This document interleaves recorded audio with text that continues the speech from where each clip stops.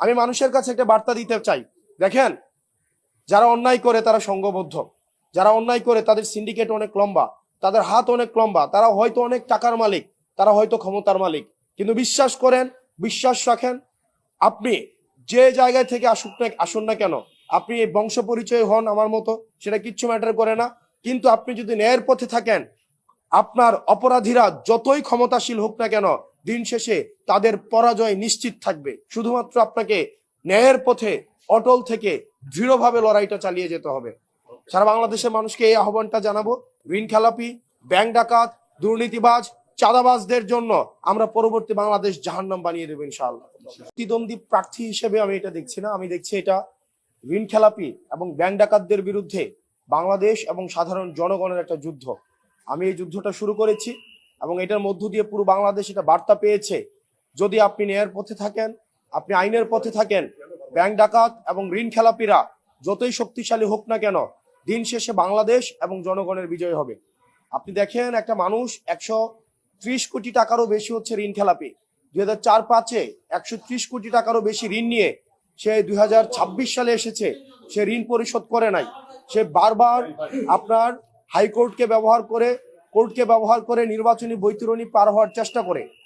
বিষয়টি এমন না যে তার প্রথমবারই প্রার্থিতা বাতিল হয়েছে, সে একই ঘটনার কারণে সে 2008 সালেও নির্বাচন করতে পারেনি।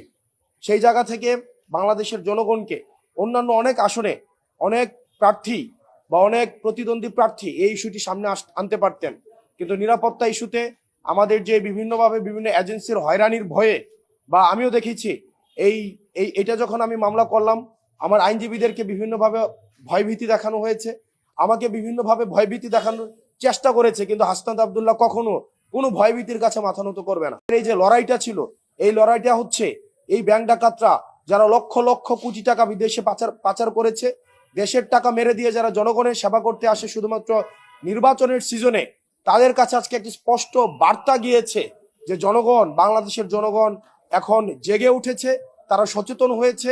ঋণ খেলাপিরা যতই শক্তিশালী হোক না কেন, তারা আর পার পেতে পারবে না।